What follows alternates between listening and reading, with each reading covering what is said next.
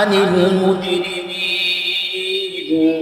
পাপীদের ব্যাপারে তারা একে অপরকে জিজ্ঞাসা করে, মা সালাকাকুম ফি সাকার, কি ব্যাপার, কি কারণে, কোন জন্যে আল্লাহ পাক তোমাকে জাহান্নামের মধ্যে ফেলাইছে?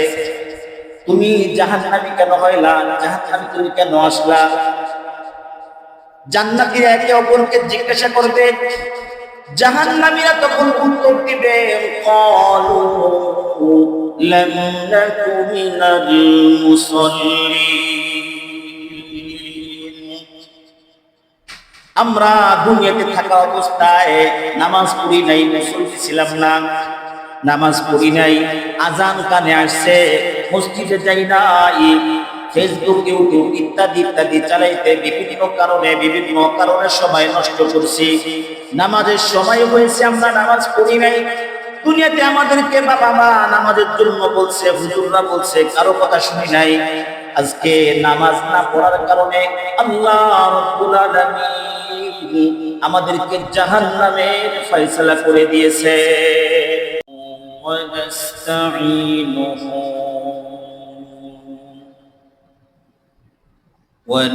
ونستغفره ونؤمن به ونتوكل عليه ونعوذ بالله من شرور أنفسنا ومن سيئات أعمالنا، من يهده الله فلا مضل له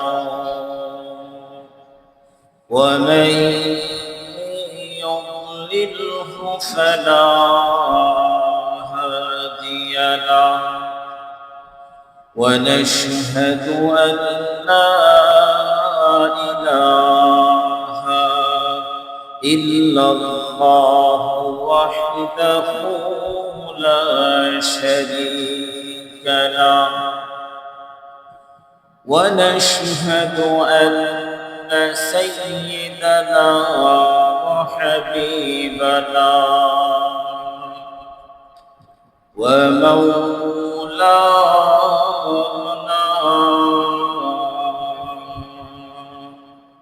محمدا عبده ورسوله، أما بعد فقد قال الله تبارك وتعالى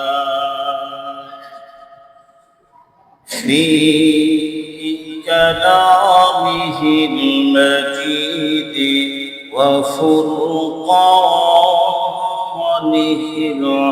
الحميد، أعوذ بالله من الشيطان الرجيم، بسم الله الرحمن الرحيم، فويل للمصلين الذين هم عن صلاتهم ساهون، الذين هم يراءون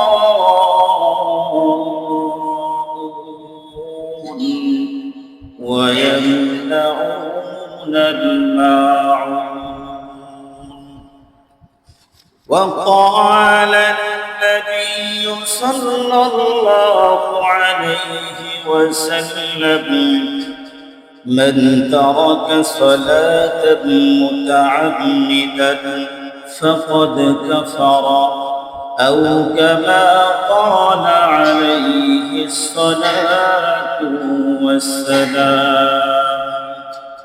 সকলেই দুরূদ শরীফ اللهم صل على محمد محمد وعلى آل محمد كما صليت على إبراهيم وعلى آل إبراهيم إنك حميد مجيد اللهم بارك على محمد وعلى آل محمد كما باركت على إبراهيم وعلى آل إبراهيم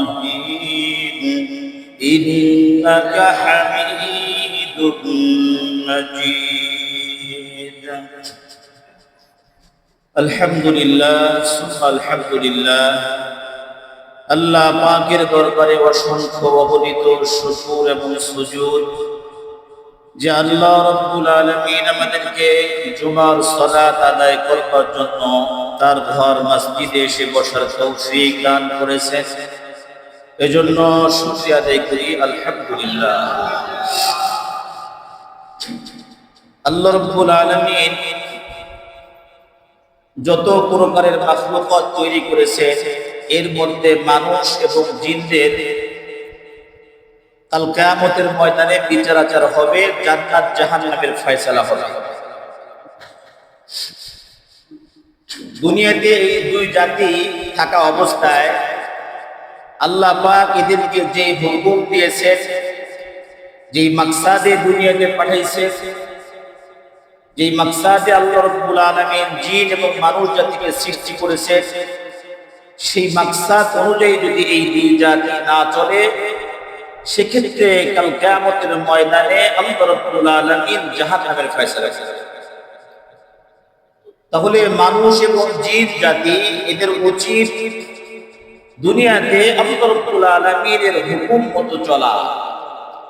নবী আলাইহিস সালাম যেভাবে চলতে পড়েছেন, নবী আলাইহিস সালামের সুন্নাহ মোতাবেক জিন্দেগিকে গড়া।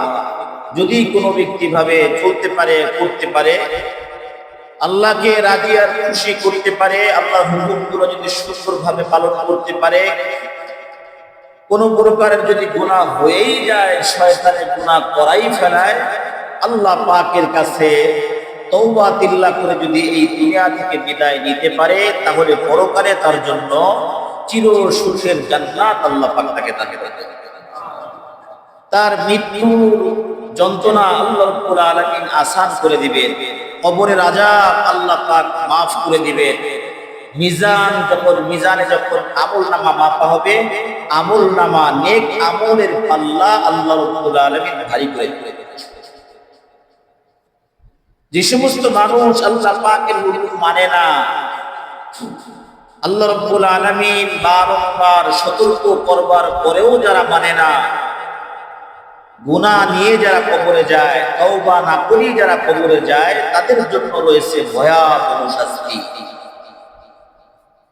দুনিয়াতে কিভাবে চলতে হবে, কি করতে হবে আর কি না করা লাগবে, কি করা লাগবে আর কি করা লাগবে না, কোনটা নিষেধ আর কোনটা করতে হবে, এটা আল্লাহ রাব্বুল আলামিন কুরআনুল কারীমের মধ্যে ঘোষণা করেছেন।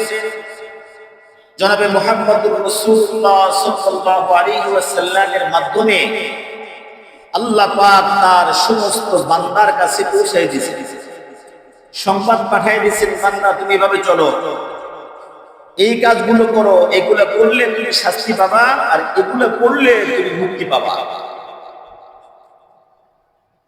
মানুষ জেনে বুঝেও যদি কেউ না করে, আল্লাহ পাকের হুকুম যদি কেউ পালন না করে, তাহলে আমার আমল নামা যদি বাম হাতে আসে, দোষটা কার? আমার আমল যে খারাপ, আমার বদ আমল বেশি হয়ে গেছে, পরকালে যে আমল নামা বাম হাতে আসবে, এটাও আল্লাহ পাক কুরআনুল কারীমের মধ্যে ঘোষণা করেন, এটাও বান্দা তোমার কাজ, তোমার গাফলতি, তোমার গাফলতির কারণে এরকম অবস্থা তোমার হয়েছে। আজকে তোমার আমলনামা বাম হাতে আসছে, আজকে বান্দা তুমি জাহান্নামের দিকে রওনা হয়ে গেছে। সূরা মুদ্দাসসিরের মধ্যে আল্লাহ রাব্বুল আলামিন ঘোষণা করেন, কুল্লু নাফসিন বিমা কাসাবাত রহিনা। প্রত্যেক আত্মা, প্রত্যেক জীব তার নিজের কর্মের জন্য নিজেই দায়বদ্ধ, নিজেই দায়ী। আমার কর্মের জন্য আমি দায়ী। কর্মফল যখন আমার হাতে আসবে, সামনে আসবে, ডানে আসলেও আমি দায়ী, বামে হাতে আসলেও আমি দায়ী। আমার কারণে এটা হচ্ছে। ইল্লা আসহাবাল ইয়ামিন, তবে যারা যাদের আমলনামা ডান হাতে আসবে এরা ক্ষতিগ্রস্ত না, এদের কোনো দায়বদ্ধতা নাই। এরা সুখে দুঃখে সবসময় আল্লাহ পাকের শুকরিয়া আদায় করবে। কাল কিয়ামতের ময়দানে এদের আমলনামা ডান হাতে আসবে, তারা হাসতে হাসতে জান্নাতের মধ্যে প্রবেশ করবে। ইল্লা আসহাবাল ইয়ামিন, যারা ডান হাতের আমলদারি যারা, তারা না, এরা তো সৌভাগ্যবান হয়ে গেছে। ফি জান্নাতিন ইয়াতাসাআলুন আনিল মুজরিমিন, যাদের আমলনামা ডান হাতে আসছে তারা তো জান্নাতে প্রবেশ করবে। জান্নাতে তারা যখন যাবে, জান্নাতীরা তারা একে অপরকে প্রশ্ন করবে, জিজ্ঞাসা করবে, আনিল মুজরিমিন, পাপীদের ব্যাপারে তারা একে অপরকে জিজ্ঞাসা করবে, মা সালাকাকুম ফি সাকার, কি ব্যাপার, কি কারণে, কোন জন্যে আল্লাহ পাক তোমাকে জাহান্নামের মধ্যে ফেলাইছে? তুমি জাহান্নামী কেন হইলা? জাহান্নামে তুমি কেন আসলা? জান্নাতীরা একে অপরকে জিজ্ঞাসা করবে। জাহান্নামীরা তখন উত্তর দিবে, ক্বালু লাম নাকু মিনাল মুসাল্লিন, আমরা দুনিয়াতে থাকা অবস্থায় নামাজ পড়ি নাই, মুসল্লি ছিলাম না, নামাজ পড়ি নাই, আজান কানে আসছে, মসজিদে যাই নাই, ফেসবুক, ইউটিউব ইত্যাদি ইত্যাদি চালাইতে বিভিন্ন কারণে সময় নষ্ট করছি, নামাজের সময় হয়েছে আমরা নামাজ পড়ি নাই। দুনিয়াতে আমাদেরকে বাবা মা নামাজের জন্য বলছে, হুজুররা বলছে, কারো কথা শুনি নাই। আজকে নামাজ না পড়ার কারণে আল্লাহ রাব্বুল আলামিন আমাদেরকে জাহান্নামের ফয়সালা করে দিয়েছে। জাহান্নামীরা কি বলবে? ক্বালু লাম নাকু মিনাল মুসাল্লিন, আমরা মুসল্লি ছিলাম না, নামাজে ছিলাম না। তাহলে নামাজ না পড়লে, যদি কেউ নামাজ না পড়ে, এই ব্যক্তি কি আল্লাহ পাক বলতেছেন এই ব্যক্তিও জাহান্নামী, এই ব্যক্তিও জাহান্নামে যাবে। নামাজ না পড়ার শাস্তি, নামাজ না পড়ার শাস্তি জাহান্নাম। নামাজ পড়তেই হবে, সাথে সাথে নামাজও পড়ে না, আরো যারা নামাজ কালাম পড়ে মোটামুটি তারা তো অন্তত নামাজের সময়টুকু গুনাহ থেকে বাঁচে, গুনার কাজ করে। মসজিদের নামাজের জন্য আসতেছে, নামাজ শেষ করে আবার যেতে যেতে 15 থেকে 20 মিনিট, আধা ঘন্টার সময়, অন্তত একজন নামাজি এই 20 থেকে আধা ঘন্টার সময় সে গুনাহ করে। এরকম 5 ওয়াক্ত নামাজ যদি কোনো ব্যক্তি মসজিদে এসে জামাতের সাথে আদায় করে, অথবা জামাতে আসতে পারতেছে না, যেখানে সে সেখানেই পড়ে নেয়, অন্তত হলেও 5 ওয়াক্তের জন্য কয়েকটা ঘন্টা গুনাহ থেকে বাঁচা যায় নামাজের কারণে। আর নামাজ কালাম যখন পড়বে, আল্লাহ রাব্বুল আলামিন তো ঘোষণা করেছেন, ইন্নাস সালাতা তানহা আনিল ফাহশাই ওয়াল মুনকার, নামাজ সমস্ত ফাহিশা কাজ থেকে ফিরিয়ে রাখে। নামাজ পড়তে পড়তে পড়তে এক সময় গুনার কাজ ঘৃণা লাগবে, ভয় লাগবে, আস্তে আস্তে মানুষ গুনাহ ছেড়ে দিবে। অনেকে আছে যে না, আগে গুনাহ ছাড়ি এরপরে নামাজ পড়ব, না, গুনাহ কোন ছাড়তে পারতেছে না, নামাজও ছাড়া যাবে, নামাজ পড়তেই হবে, নামাজ পড়তে হবে। গুনাহ হয়ে যাচ্ছে, ফিরাইতে পারতেছি না নফসকে, নামাজও ছাড়া যাবে না, নামাজও পড়তে হবে। একটা সময় এই নামাজের মাধ্যমে গুনাহ থেকে বাঁচা সহজ হয়ে যাবে। আর যদি বুঝে না আগে সব গুনাহ ছেড়ে নেই, এরপরে নামাজ পড়বো, এরপরে আল্লাহর ওলি হবো, এরপরে মসজিদের সামনের কাতারে থাকবো, সবসময় জিকির আজগার করব, এমন যদি চিন্তা ভাবনা থাকে, তাহলে এই সময়টা আসার আগেই মালাকুল মউত আপনার আমার সাথে সাক্ষাৎ করতে পারবে। তখন আর নামাজ পড়া হবে না, তওবা করার সুযোগ হবে না। এজন্য মেরা দোস্ত, গুনাহ ছাড়তে পারতেছি না, তারপরও নামাজ ছাড়বো, নামাজ পড়তে হবে। আল্লাহর কাছে গুনাহ হয়ে গেছে, তওবা করব, আবার হয়ে গেছে, আবার তওবা করব, যতবার হবে ততবারই তওবা করব, তওবা করতেই থাকবো, তওবা করতেই থাকবো। কেন? নামাজ ছাড়া কোনো উপায় নেই। এই যে জাহান্নামীরা বলতেছে লাম নাকু মিনাল মুসাল্লিন, আমরা তো নামাজ পড়ছি, মুসল্লি ছিলাম না। قالوا لم نك من المصلين ولم نك نطعم المسكين। এখনো নামাজ কালাম পড়ি নেই। ভাই এই বাচ্চাটা কার? একটু বসায় রাখেন। এখনো নামাজ কালাম পড়ি নেই। দ্বিতীয় আরেকটা কারণে জাহান্নামে আসছে, জাহান্নামে আসছে আরেকটা কারণ আছে, সেটা কি? ওয়ালাম নাকু নুতঈমুল মিসকিন, অসহায় দরিদ্রদের খাবার খাওয়াই নেই। দেখছি কষ্টে দিন কাটাচ্ছে, একবেলা খাবার পায় আর একবেলা পায় না, আর আমি খাইতে পারি না, আমার জন্য ডবল ডবল রান্না করা হয়, শেষমেশ নষ্ট করা হয়। গরিব মিসকিনদেরকে দেখছি, অসহায়দেরকে দেখছি, সাহায্য করি নেই, কখনো খাবার দেই নেই। এই খাবার গরিবদেরকে খাবার না দেওয়ার কারণে আল্লাহ পাক আমাকে জাহান্নামের মধ্যে পাঠাইছেন। ওয়ালাম নাকু নুতঈমুল মিসকিন। নামাজ, নামাজের ব্যাপারে বলতেছিলাম, নামাজ না পড়লে কি আল্লাহ পাক বলছেন জান্নাতের আলোচনা করবে, যখন জাহান্নামীদেরকে জিজ্ঞাসা করা হবে জাহান্নামীরা কি বলবে? যে আপনার নামাজ পড়তে, নামাজ পড়তে হবে, অন্যান্য ইবাদতগুলো যতটুকু সম্ভব করতে হবে। ফরজ ইবাদত যেগুলো ফরজ, এগুলো কোনো ক্রমে ইবাদত দেওয়া যাবে না, করতেই হবে, আদায় করতেই হবে। আবার কিছু কিছু ভাই আছি নামাজ পড়ি আবার পড়ি না, এক ওয়াক্ত পড়ি, দুই ওয়াক্ত পড়ি না, দুই ওয়াক্ত পড়ি আর এক ওয়াক্ত পড়ি না। নামাজ পড়ে যখন সময় যে কোনো মাহওয়ালে থাকে, নামাজের সময় ডাক দিলে আসে, কিন্তু ফজরের নামাজ পড়ে না, ফজরের নামাজে আর আসে না। কাজাও পড়ে না, জামাতেও আসে না, ঘরেও পড়ে না, কাজা হয়ে গেছে, কোনো খবর নাই। নামাজের গাফলতি, আজান হয়ে গেছে, বাস আছি তো আছি, এমনি এমনি ঘড়ির দিকে তাকাইতে, মোবাইলের দিকে তাকাইতে তাকাইতে সময় পার করে ফেলছি। নামাজের রক্ত শেষ, ঢিলের মধ্যে একটু ব্যথাও আসে নাই, নামাজ পড়ে নেই, অসুবিধা নেই। এরকম নামাজ পড়ে এটাতে পেয়েছি, মানে কোনো যে একটা গুনাহ করে ফেলছি, আল্লাহ পাকের একটা সাথে একটা মানে পাপ করে ফেলছি, এটা তার দিনের মধ্যে আসেই।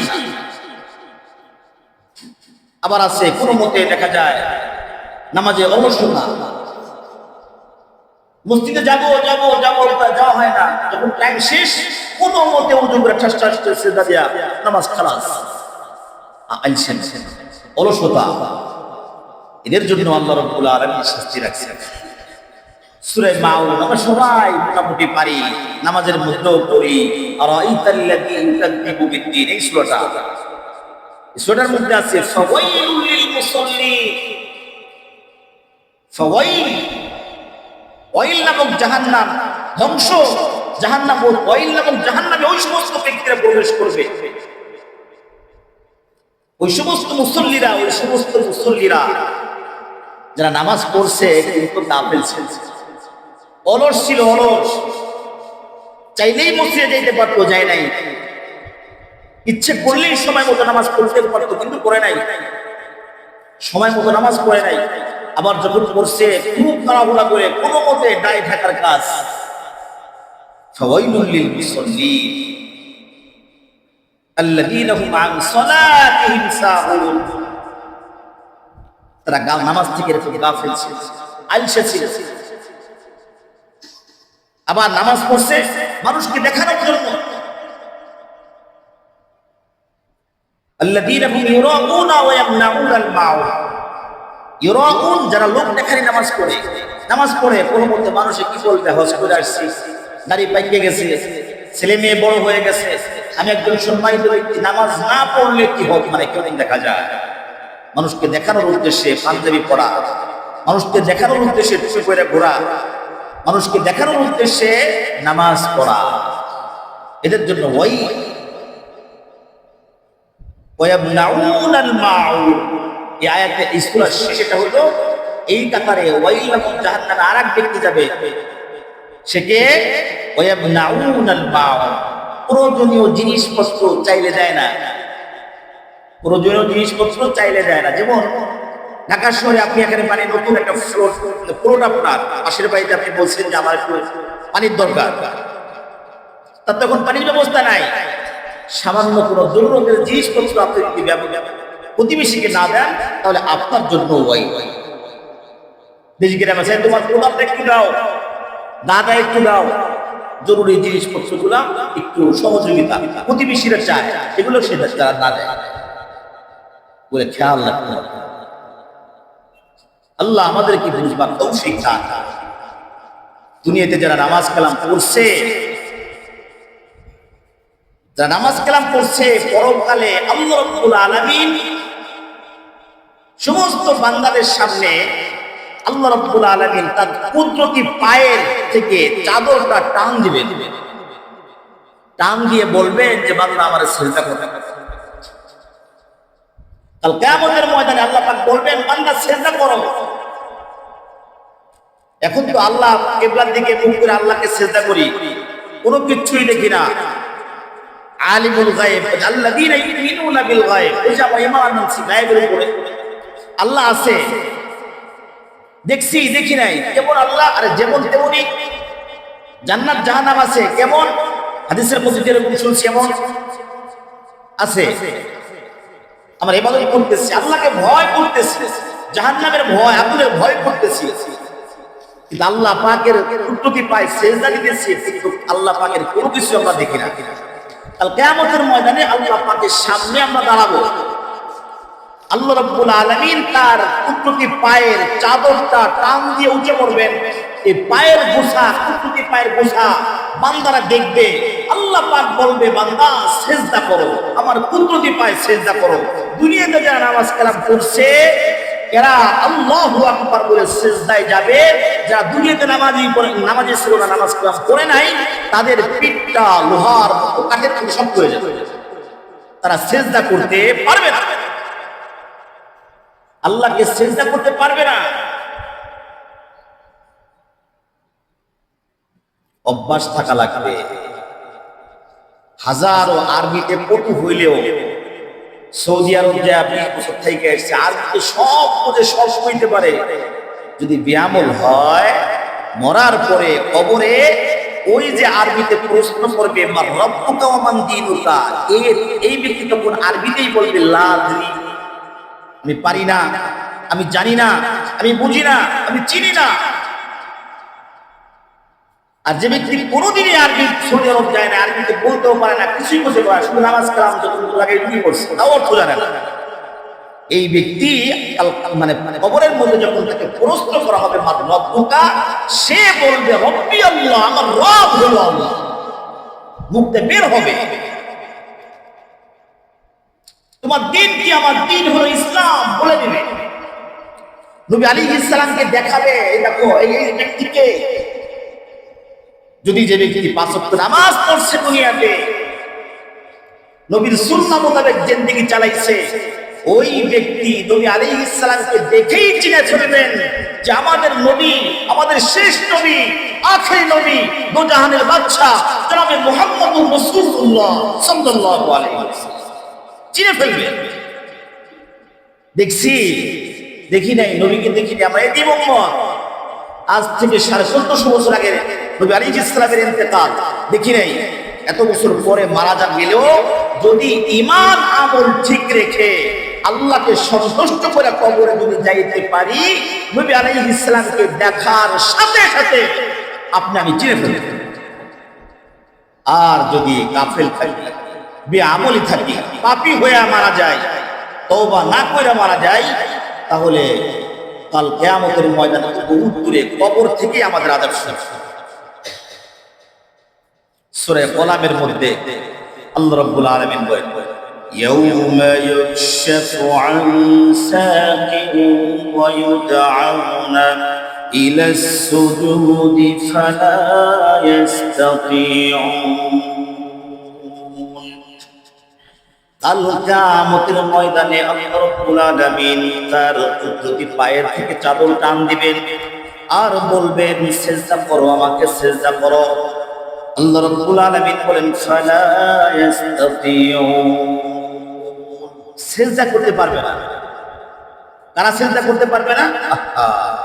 সিজদায় যাওয়ার জন্য তো পিঠটা নোয়াইতে হবে, পিঠ সোজা হবে না, পিঠের যে হাড়টি কাঠের মতো শক্ত থাকে, চেষ্টা করলেও পারবে না, চেষ্টা করলেও পারবে না। খাশিয়াতান আবসারুহুম তারহাকুহুম যিল্লাহ ওয়া ক্বাদ কানু ইউদআউনা ইলাস সুজুদি ওয়া হুম সালিমুন। আল্লাহ পাক বলতেছেন লজ্জায় তাদের চোখটা নত হয়ে যাবে।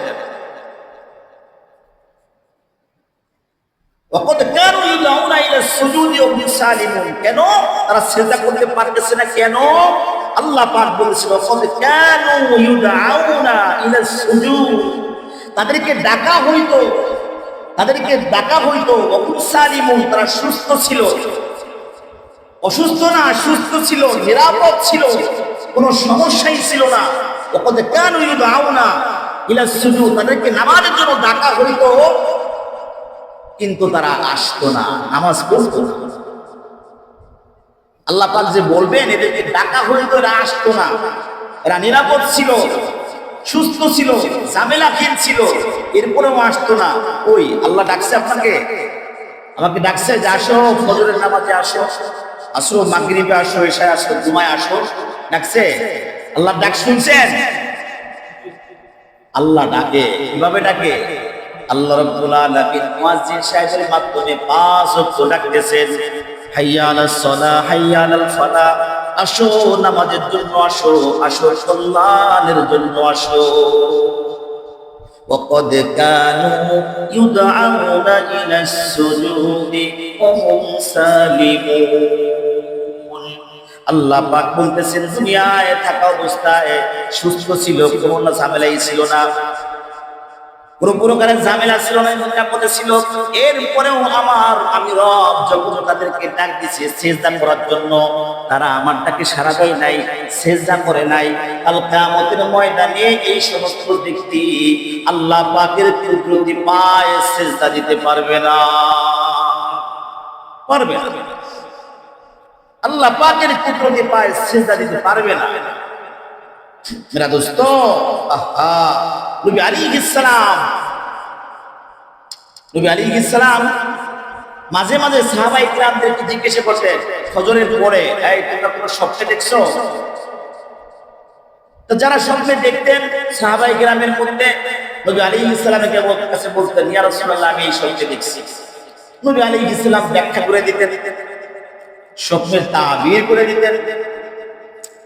একবার নবী আলাইহিস সালাম বলতেছেন, কি ব্যাপার আমার সাহাবীরা, তোমরা কি আজকে স্বপ্নে কোনো কিছু দেখছো নাকি? কোন সাহাবী উত্তর দিচ্ছে না, কেউ হয়তো স্বপ্নে দেখেন নাই। নবী আলাইহিস সালাম বলতেছেন, আজকে আমি একটা স্বপ্ন দেখছি, তোমরা শোনো।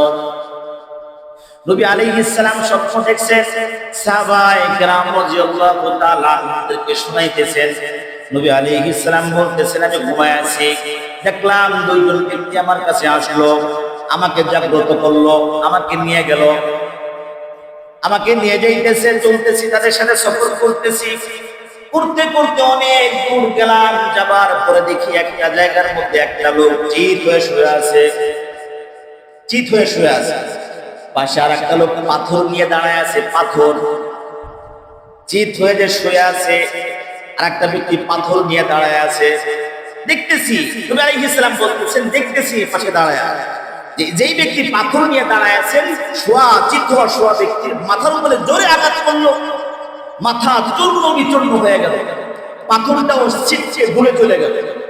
এই ব্যক্তি আমার পাথর আনার জন্য গেল, পাথরটা নিয়ে এই ব্যক্তির কাছে আসতে আসতেই মাথা আবার ভালো হয়ে গেছে, আবার মারতেছে, আবার মাথা চূর্ণ বিচূর্ণ হয়ে যেতেছে, পাথর দূরে চলে যেতেছে, পাথরটা আবার আনতে আনতে আবার মাথা ভালো হয়ে গেছে, আবার শুরু হয়ে গেছে।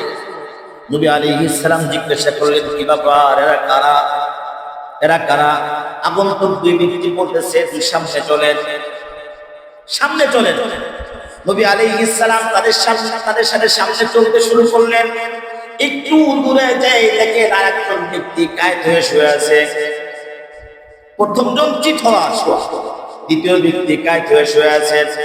নবী আলাইহিস সালাম দেখতেছেন এই ব্যক্তির এই মুখের এই পাশ থেকে তরল দিয়ে কাটা হইতেছে, কানের থেকে নিয়ে এই পর্যন্ত, এই কান থেকে এই পর্যন্ত, নাক থেকে নিয়ে এই মাথার পিছন পর্যন্ত, মুখ থেকে নিয়ে মাথার পিছন পর্যন্ত কাটা হয়ে গেছে। যখন এদিক দিয়ে টান দেয় পর্যন্ত কেটে আনে, এই পাশে আস্তে আস্তে আবার ভালো হয়ে যায়, আবার যখন এই পাশে শুরু করে আর এক পাশ ভালো হয়ে যায়, এভাবে চলতেছে। নবী আলাইহিস সালাম জিজ্ঞাসা করেছে, কি ব্যাপার, এরা কারা? আগন্তুক ব্যক্তি বলতেছে, সামনে চলেন। নবী আলাইহিস সালাম চলতে শুরু করলেন। যাইতে যেতে দেখেন একজন বিশাল একটা রক্তের পুকুর, নদী। সেই নদীর উপরে, নদীর পাড়ে একজন ব্যক্তি বসে আছে পাথর করা নিয়ে, পাথর। আর একজন ব্যক্তি নদীর মধ্যে সাঁতার কাটতেছে। সাঁতার কাটে এসে এসে যখন কিনারে আসে, তখন এই যে পাড়ে যে বসে আছে এই ব্যক্তি সাঁতার কেটে এসে ওই ব্যক্তি হা করতেছে, আর যে ব্যক্তি পাড়ে বসে আছে একটা করে পাথর মুখের মধ্যে দেয়, আবার সাঁতার কাটে, আবার ঘুরে ঘুরে আবার আসে, আবার হাত করে আবার এই পানির ব্যক্তি একটা পাথর ঢুকে, এভাবে চলতেছে। নবী আলাইহিস সালাম বললেন, এরা কারা? তারা বলতেছে, সামনে চলে।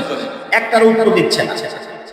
নবী আলাইহিস সালাম সামনে যাইতে যাইতে দেখেন যে বিশাল বড় একটা গর্ত, গর্তের মধ্যে ধাউ ধাউ করে আগুন জ্বলতেছে। নবী আলাইহিস সালাম বললেন, আমি একটু কি পারলাম, উকি মারে দেখি কি অবস্থা। দেখলাম অনেক উলঙ্গ নারী এবং পুরুষ আগুনের মধ্যে ঘুরপাক খাইতেছে। আগুনের লেলিহান যখন উপর দিকে ওঠে, তখন এই উলঙ্গ নারী এবং পুরুষরা জোরে জোরে চিৎকার দিয়ে ওঠে। নবী আলাইহিস সালাম জিজ্ঞাসা করে, এরা কারা? এবং এই দুইজন ব্যক্তি সকল সঙ্গী বলছেন, সামনে চলেন। বাস, নবী আলাইহিস সালামের সাথে আবার চলতেছে। চলতে চলতে নবী আলাইহিস সালাম বলতেছেন, এবার দেখলাম সুন্দর একটা একজন ব্যক্তি আগুন ধরাইছে, আগুন দাউ দাউ করে আগুন জ্বলতেছে। আরেকজন ব্যক্তি চতুর্দিক দিয়ে দৌড়ে ঘুরে আর আগুন জ্বালায়। আর তার চেহারা এত নিকৃষ্ট চেহারা যে এরকম নিকৃষ্ট চেহারা চোখে আর পড়ে না, এত খারাপ চেহারা। নবী আলাইহিস সালাম জিজ্ঞাসা করলেন, সামনে চলে। বা সামনে আবার রওনা দিলেন। যাইতে যাইতে দেখলেন যে একটা বিশাল বড় সুন্দর বাগান, বাগানের মাঝখানে একটা বিশাল বড় একজন ব্যক্তি বসা, তার মাথা এত বড় আসমান ঠিক গেছে, তার চতুর্দিক দিয়ে ছোট ছোট বাচ্চারা খেলাধুলা করতেছে। নবী আলাইহিস সালাম জিজ্ঞাসা করলেন, সামনে চলে। বলা হলো না নবী আলাইহিস সালাম। সামনে যাইতে যাইতে একটা বিশাল সুন্দর একটা বাগান। সেই বাগানের মধ্যে নবী আলাইহিস সালামকে প্রবেশ করানো হলো। নবী আলাইহিস সালামকে বলা হলো উপরে ওঠে। উপরে যখন উঠলেন, দেখলেন যে স্বর্ণ এবং রূপা দিয়ে তৈরি সুন্দর সুন্দর বাড়ি। নবী আলাইহিস সালাম যখন জিজ্ঞেস করলেন, কি এটা? হলো জান্নাত। আরো সুন্দর একটা বাগান বাড়ি দেখাইলেন, যে ওটা কি? ইয়া রাসূলুল্লাহ, এটা আপনার জান্নাত। নবী আলাইহিস সালাম তখন বললেন যে আমাকে আমার ঘরে প্রবেশ করার অনুমতি দেওয়া হোক, না এখন আপনার সময় বুঝিয়ে বাকি আছে। নবী আলাইহিস সালামকে তখন সেই জান্নাতের মধ্যে দেখানো হয়েছে যে এক প্রকারের লোকজন অর্ধেক কুশ্রী, অর্ধেক ভালো, অর্ধেক সুন্দর স্বাভাবিক, আর অর্ধেক হলো কুশ্রী। এরা সুন্দর দুধের মধ্যে একটা সাদা নদীর মধ্যে ডুব দিল, আবার সব পুরা বডি ভালো হয়ে গেল। এই লম্বা সফর শেষ, যখন শেষ, নবী আলাইহিস সালাম জিজ্ঞাসা করলেন, এখন অন্তত বলেন সারসংক্ষেপ কি হইল? তখন ওই দুইজন ব্যক্তি বলতেছে, প্রথম যাকে দেখছেন মাথা চূর্ণ বিচূর্ণ করা হইতেছিল, এরা হলো কোরআনের ধারক পাবক, কোরআনের ধারক পাবক, এবং তারা কোরআন অনুযায়ী আমল করতো না, আর ফরজ নামাজের মধ্যে গাফলতি করত। এরা হলো কোরআনের ধারক পাবক। আমাদের মতো যারা ইমাম, খতিব, হাফেজ, আলেম, আমাদের সর্বপ্রথম কোরআন জানে বোঝে, কিন্তু কোরআন বুঝে আমল করে না, মানুষকে খুব ওয়াজ করে, নিজে কোনো আমল করে না, খুব গাফলতি, নামাজ কালাম করে না, সুযোগ পাইলেই ছেড়ে দেয়। এরকম যে সমস্ত কোরআনের ধারক আছে, আল্লাহ পাক তাদেরকে কোরআনের ইলম দান করেছেন, কোরআনের হিফজ করা তৌফিক দিয়েছেন, এরা যদি নামাজে ফরজ নামাজে গাফলতি করে, তো এরাদেরকে প্রথম শাস্তি যেরকম মৃত্যুর পরে তাদের মাথার মধ্যে পাথর মারা হবে, মাথা চূর্ণ বিচূর্ণ হয়ে যাবে, আবার পাথর আনতে আনতে আবার মাথা ঠিক হয়ে যাবে, আবার মারা হবে। নবী আলাইহিস সালাম জিজ্ঞাসা করেন, শাস্তি কতদিন? কিয়ামত পর্যন্ত। এভাবে শাস্তি কিয়ামত পর্যন্ত চলবে। মেরা দোস্ত, নামাজ পড়তে হবে, নামাজ ছেড়া যাবে না। দ্বিতীয় ব্যক্তি যেরকম ভাবে কায় ধরে শুয়ে আছে, এই ব্যক্তিকে যে ভাই মুখ থেকে নিয়ে মাথার পিছন পর্যন্ত, আবার নাক থেকে নিয়ে মাথার পিছন পর্যন্ত, কান থেকে নিয়ে মাথার পিছন পর্যন্ত, চোখ থেকে নিয়ে মাথার পিছন পর্যন্ত বারবার চেরা হইতেছে, আবার ভালো হয়, আবার চেরে, আবার ভালো হয়, আবার চেরে। নবী আলাইহিস সালামকে বলা হইতেছে যে এই ব্যক্তি হলো আপনার উম্মতের মধ্যে ওই সমস্ত উম্মত যারা সকাল হলেই ঘর থেকে বের হয় আর মিথ্যা রটায়, সে মিথ্যা কথা বলে পুরো এলাকার মধ্যে তার মিথ্যাটা ছড়ায় ছিটিয়ে যায়। এই সমস্ত ব্যক্তির শাস্তি রয়েছে। যেমন বর্তমান জামানায় ফেসবুক, মন চাইলো, আর ফেসবুক এমন একটা জিনিস যে সুইপার সেও তার মন মতো একটা বক্তৃতা কথাবার্তা লিখতে পারতেছে, যে রাষ্ট্রপ্রধান সেও ওরকম ভাবে লিখতে পারতেছে, যে শিক্ষিত অশিক্ষিত সবাই একই হাতে হাতে। আর এর মধ্যে মিথ্যাটা প্রচার যেভাবে হয় কঠিন আকার। দেখা যায় অমুক একজন ব্যক্তি মারা গেছে, ইন্না লিল্লাহি ওয়া ইন্না ইলাইহি রাজিউন, সবাই পড়তেছে। দেখা যায় 1 ঘন্টা 2 ঘন্টা বা কয়েক ঘন্টা পরে ব্যক্তি ভালো আছে, সুস্থ আছে। যখন আমি উমরায় গেলাম, মদিনায় যখন আসি, ফেসবুকের মধ্যে দেখলাম রিয়াদের একজন শেখ আছে, আরিফি, পপুলার শেখ। দেখলাম যে শেখ আরিফি ইন্তেকাল করেছে। ফেসবুকের মধ্যে দিয়েছে প্রত্যেকটা পেজ, সৌদি আরবি পেজ, এই পেজ সেই পেজ, ফেসবুকের মধ্যে আইতেছে অমুকের ইন্তেকাল হয়ে গেছে। তাই খুব কষ্ট বলে, এত সুন্দর আরবিতে বক্তৃতা দেয়, এত সুন্দর চেহারা, এত মানে বড় একজন আলেম, তার বক্তৃতা এত সুন্দর, আরবি বলার ঢং অনেক সুন্দর, মারা গেল। তো আফসোস করতেছি, দোয়া করতেছি। বিকেল বেলা দেখি, এটা দুপুরবেলা কাহিনী, বিকালে মাগরিবের পরে দেখি ওই শায়েখ লাইফে আসতে বাধ্য হয়েছে। লাইফে এসে বলতেছে যে আমার নামে মিথ্যা ঘটনা হয়েছে, আলহামদুলিল্লাহ আমি জীবিত সুস্থ আছি। এই হলো অবস্থা। এই যে মিথ্যা যারা মানে রটায় বেড়ায়, মিথ্যা যারা প্রচার করে বেড়ায়, সেটা ফেসবুকে হোক, ইউটিউবে হোক, মানুষের কানে কানে হোক, তাহলে এদের শাস্তি হলো মরার পরেই হবে, চিত্রে শোয়ানো হবে। এভাবে শাস্তি চলতে থাকবে। কতদিন চলবে? কিয়ামত পর্যন্ত চলতে থাকবে। নবী আলাইহিস সালাম দেখলেন যে নদীর মধ্যে রক্তের নদী। নবী আলাইহিস সালাম বলেন, আপনার উম্মতের মধ্যে যারা যারা সুদখোর, এই সুদখোরদের শাস্তি এটা কয়দিন পর্যন্ত চলবে? কিয়ামত পর্যন্ত চলতে থাকবে। সুদখোরদের শাস্তি কিয়ামত পর্যন্ত, সুদ মানে শাস্তি। কিসের সুদ? আমরা সবাই সুদের সাথে জড়িত, কেউ না কেউ বিভিন্ন অ্যাঙ্গেলে সুদ খেয়েছি, আল্লাহ মাফ করে। ব্যাংকের মাধ্যমে, এই মাধ্যমে, সেই মাধ্যমে। কিছু আছে স্পষ্ট সুদ, সেগুলো তো খাই, আবার অস্পষ্ট কিছু আছে সেগুলো হালাল মনে করে খায়। আল্লাহ পাক আমাদেরকে বুঝবার তৌফিক দান করুন। যে কথাগুলো আলোচনা করা হলো, বলনেওয়ালা শুননেওয়ালা উভয়কে বুঝে আমল করার তৌফিক দান করেন। আমিন। ওয়া আখিরু দাওয়ানা আলহামদুলিল্লাহি রাব্বিল আলামিন। যা সুন্নাত কইরে মেহেরবানি করে শুনুন।